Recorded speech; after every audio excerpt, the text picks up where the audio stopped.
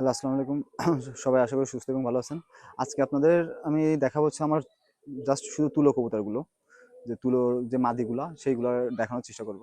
আসলে আমার অনেকগুলো মাদি আছে, তার মধ্যে আমার পছন্দের ৩-৪টা মাদি, সেগুলো দেখাবো যেগুলো আমার কাছে আছে।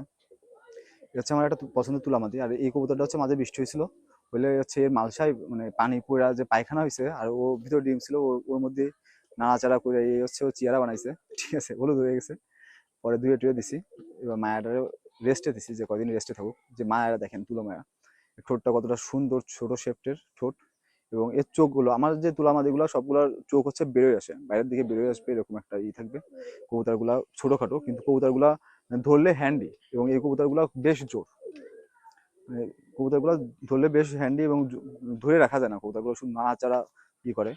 কবুতরটা পাক দেখা লাভ নাই, দেখেন পাখির অবস্থা খুব খারাপ। কিন্তু নতুন যে পাকগুলো উঠতেছে, এই পাকগুলো একটু দেখেন জাস্ট।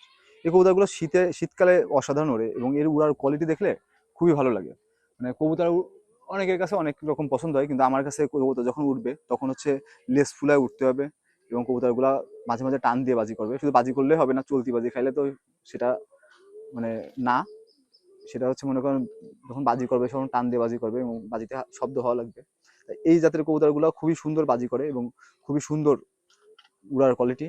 মানে যখন ওড়ে ভাইব্রেটও করতেছে, মানে কবুতরটা পাকটা, মানে নতুন যে পাকগুলো আছে আমি সেগুলো দেখানোর চেষ্টা করছি, কারণ এই পাকগুলো তো পুরো নষ্ট হয়ে গেছে। মানে খুব, আর এটা বয়স্ক কবুতর, ডিম বাচ্চা করে। এর মদ্দাও ধুলো নড়ছিল। এখন আপাতত হচ্ছে একটু রেস্টে দিছি, যে কদিন একটু ঠিক মতো খাওয়া দাওয়া করে পরে বাচ্চা করবো। চোখটা দেখেন। এবার আপনাদের আর একটা মায়া দেখাচ্ছি, কাটা লাগবে। হচ্ছে আমার আর একটা মাদি, তুলা মাদি। তুলা মাদিটা হালকা এই জায়গাটা একটু কালো আছে, এই জন্য আমার বেশি ভালো লাগে কবুতরটারে। ও কবুতরটার চোখটা দেখেন, মনিটা একটু কাটা টাইপের, মানে অসাধারণ দেখা। মানে এই কবুতরগুলো ধরে রাখা যায় না, এই সাইজও ছোট হইতে পারে। যে ছোট ছোট ঝাল, ছোট মরিচের ঝাল বেশি একটা কথা আছে না, তাই এই কবুতরগুলো আছে সেরকম। সাইজ ছোট হইলেও এই কবুতরগুলো আকাশে যায় খেলা দেখায়, এবং খেলা দেখানোর মতো দেখায়, মানে মন ভরে যাওয়ার মতো খেলা দেখায়। আর কবুতরটা হচ্ছে ডিম পার্সেন্ট নরম হয়ে গেছে আমার। এই কবুতরটা হচ্ছে আমি জোর দিচ্ছি হচ্ছে আমার বেনারস কবুতরের সাথে।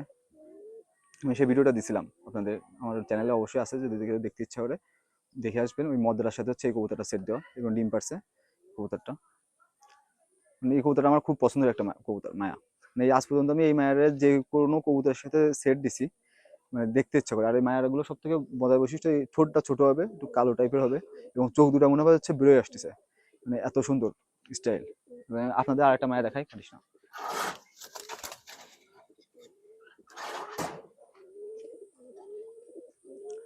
এই যে হচ্ছে আমার একটা তুলো মায়া। এই মায়াটা হচ্ছে ঠোঁটটা একটু বেঁকা, ঠোঁট বেঁকা মায়া বলি আমি এদের। চোখের আবরণটা খুবই ভালো, ফাটা ফাটা, এবং এর পাকটা দেখেন। এই কবুতরটা বেশ বড় সড়ো আছে, অন্য অন্য কবুতর থেকে এটা একটু বড়। পাকটা দেখেন। এই কবুতরগুলা মানে একটা বৈশিষ্ট্য অন্যরকম, যে ধরলে এমনি মুসরা মুসরি গুতোগুতি করবে। এদের গায়ে মানে দেখলে মনে হয় এদের গায়ে বল নাই, কিন্তু আসলে কবুতরের গায়ে খুব জোশ। কবুতর ভাইব্রেট করতেছে, যে তাই দেখেন। পাকটা দেখেন, অসাধারণ একটা পাক। আমার জীবনে মানে খুব ভালো কবুতর যদি দেখে থাকি, তাই এই একটা মাদি কবুতর আমার পছন্দের, খুবই মানে আমার পছন্দের তালিকায় সব থেকে বড় উপরে। এই যে মাদিটার পাকটা দেখেন, আমার পছন্দের মাদিদের গুলোর ভিতরে সব থেকে উপরে যদি ধরা হয়, তাই এই কবুতরটা শীর্ষস্থানে থাকবে। এবং আমার মাদিটা খুবই পছন্দের। বর্তমানে একটু মাদিটা একটু ডিমটা ছোট পারতেছে বলে মাদিটারে আপাতত একটু রেস্টে দিচ্ছি, যে এদের বেশ বাচ্চা করা হয়েছে, এই জন্য একটু ছোট কিছুদিন রেস্টে দিয়ে একটু ভালো মন্দ ভিটামিন টিটামিন খাওয়ালে ঠিক হয়ে যাবে। আজকে ভিডিওটা এই পর্যন্ত। সবাই সুস্থ থাকবেন, ভালো থাকবেন। আর যারা ভিডিওটা দেখছেন তাদের কাছে একটা রিকোয়েস্ট থাকবে, যে অবশ্যই চ্যানেলটি সাবস্ক্রাইব করবেন এবং ভিডিওটা লাইক করবেন। আর একটা কথা আপনাদের ভিডিও বলে দিব, যে আমি কোনো কবুতর সেল করার জন্য বা বিক্রি করার জন্য এই কবুতরগুলো দেখাচ্ছি না, জাস্ট আমার শখের জন্য আপনাদের কাছে শেয়ার করতেছি। কোনো অনেকে দেখা যাচ্ছে ভিডিও দেখে নক দেয়, যে ভাই আপনি কবুতর কি সেল করবেন, কত কি দাম। ভাই আমি কবুতরগুলো সেল করবো না, জাস্ট আমি দেখানোর জন্য আপনাদের ভিডিও দিচ্ছি। কেউ বিক্রি করার জন্য, মানে এই কবুতরগুলো বিক্রির জন্য না। সো আপনারা কেউ অযথা নক দিয়ে ডিস্টার্ব করবেন না। এমনি কবুতর সম্পর্কে জানতে হলে বা কোনো কবুতর ব্রিডার সম্পর্কে জানতে হলে নক দিন, বাট কবুতর কিনা বেচার জন্য আসলে নক দিবেন না। এই কবুতরগুলো বিক্রির জন্য না ভাই, এগুলো খুবই শখের। হয়তোবা যারা কবুতর প্রকৃত কবুতরবাজ তারাই বোঝে যে এইসব কবুতরগুলা কালেক্ট করতে কতটা কষ্ট হয়েছে। আর এই কবুতরগুলো এখন হচ্ছে প্রায় বিলুপ্ত। এই কবুতরগুলো প্রায় বিলুপ্ত। এই কবুতরগুলা মানে 20 জন বড় বড় কবুতরবাজের বাসায় গেলে একজন দেখাতে পারবে পারবে তাও খুব কষ্ট হয়ে যাবে এত র ব্রিডের বা এত ভালো ব্রিডের কবুতর দেখাইতে গেলে। সো আপনারা এই কবুতরগুলা টাকা দিয়ে কখনো পরিমাপ করা যায় না, শখের জিনিস। সো আপনাকে টাকা দিয়ে এই কবুতরগুলো পরিমাপ করবেন না। ভিডিওটা এই পর্যন্ত, সবাই সুস্থ থাকবেন, ভালো থাকবেন।